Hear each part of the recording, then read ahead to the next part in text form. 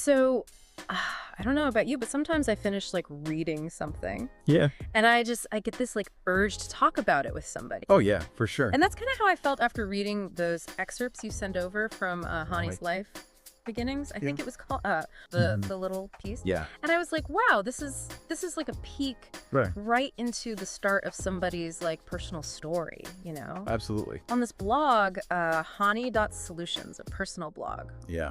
Yeah. Really fascinating stuff. So what I'm hoping we can do in this deep dive is sort of Yeah. unpack what these beginnings, these like first memories might tell us, Yeah.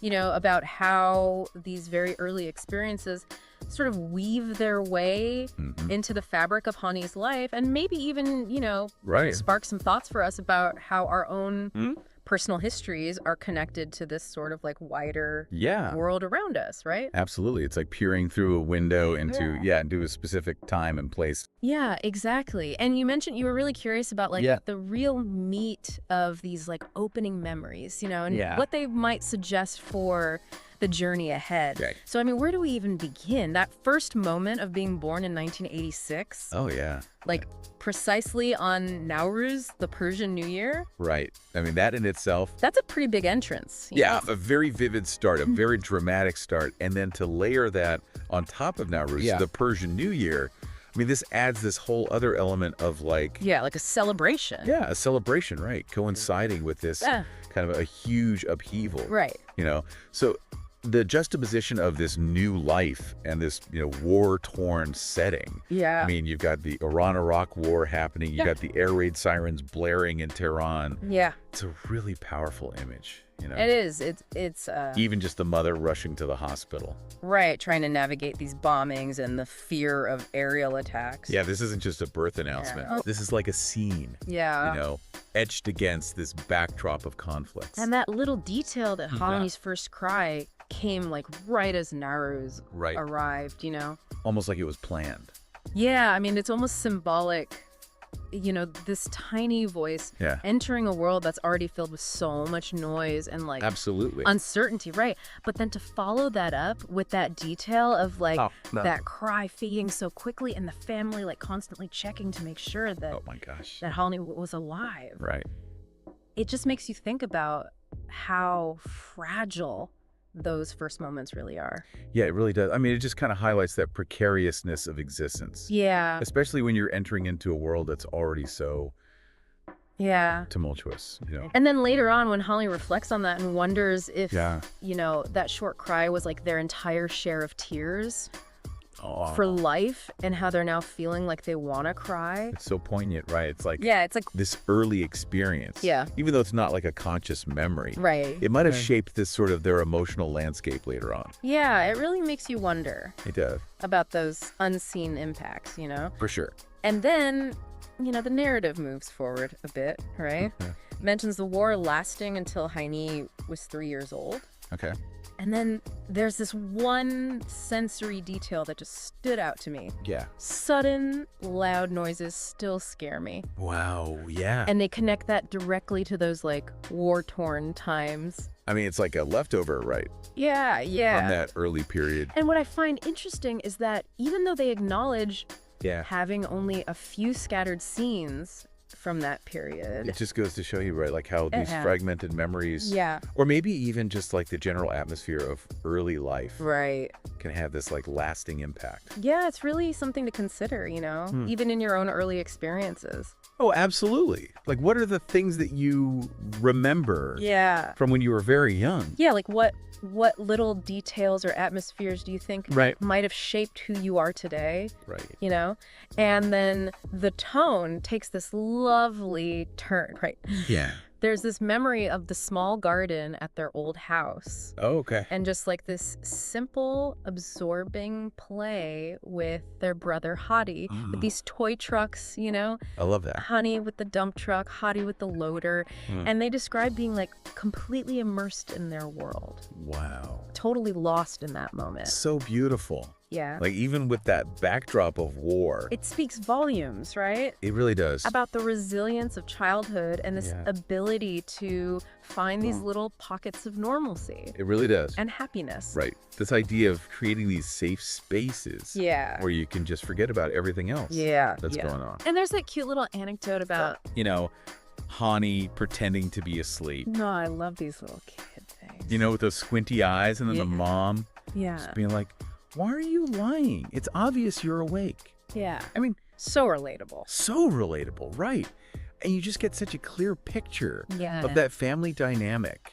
You know? That gentle affection. Yeah, for sure. And playfulness that's still there despite everything that's happening outside. Absolutely. It really shows that even with the war raging, there was this like core of warmth and connection. Right, within that family. Within that home. You know? Yeah. And then we get introduced to the father, who's described as this jack of all trades, good at plumbing, electrical work, you know, fixing things around the house. Handyman. Yeah. And Hanie was just like completely fascinated. Oh, wow. By watching him, you know, just totally drawn in by what he was doing. That's lovely. And the text explicitly connects. This early exposure to Hanie's later love for tools and technical work. I mean, that's pretty cool. You know? It really makes you think about how those early role models and those environments that they create can really shape our interests, you know? Absolutely. Even like our future paths. And sometimes you don't even realize it. Yeah, it makes me think about those early influences in my own life, you know? Like, were there people or activities or things like that? Right, that really stood out to you when you were a kid. Yeah, that sparked something in me that I can still see the impact of today, you know? I love thinking about that. And then we have the arrival of another sibling, Human, when Hanie was 3. Now, obviously, the memory is a bit less vivid at that age. Sure. But the impact of having this new playmate is clear. Right. They describe Haman as like a real-life doll to play with. Oh, that's cute. I mean, it's just such a charming little insight into how a young child sees a new sibling, you know? It's adorable.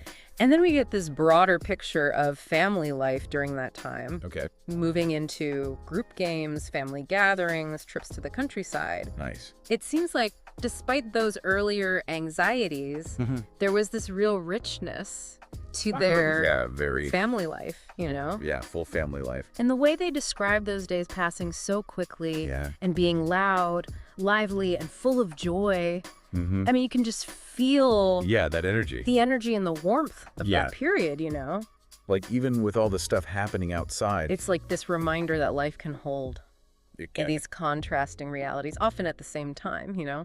Yeah, for sure. And the excerpt concludes by taking us back to that central image, right? Okay. Born in a city overshadowed by war, yet life and joy carrying on inside their home. Beautiful. And then there's this really important forward-looking statement. Yeah. Where they say, school memories, teenage years, and all kinds of adventures. But sure. Yeah. And then this direct invitation to the reader to stay with me as we walk through this journey of memories, step by step, and see what comes next. I love that. It's like this closure for this particular piece, but it also makes you anticipate what's coming next. Yeah. You know? It makes you wonder how these early things are going to shape, you know, the person that Hanie becomes. Like, what do those future memories reveal about the direction their life takes? Exactly. You know, it really sets the stage for what I hope is a really compelling personal narrative. So as we reflect on this deep dive into the very beginning of Hanie's life, what are some of the key insights that stand out to you? Well, first off, it's really clear that historical events can have a profound influence on an individual's life. Right, yeah. Even shaping their pre-conscious experiences. Yeah. And then we see this amazing resilience of family. You know, that ability to create joy and normalcy, even amidst conflict. Right.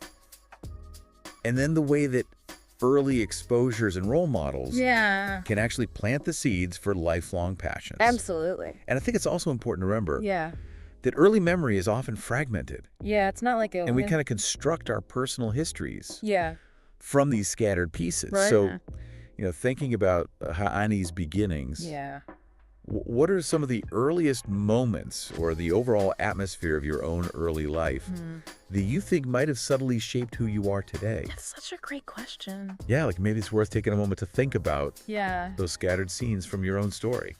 That is a beautiful note to end on. Thanks for sharing these excerpts and for taking this deep dive with me. Oh, thank you for your insights. Of course. It's always so great to explore these narratives together. And to you out there, thank you for joining us on this deep dive. Yeah, we appreciate you. We'll be back with more next time.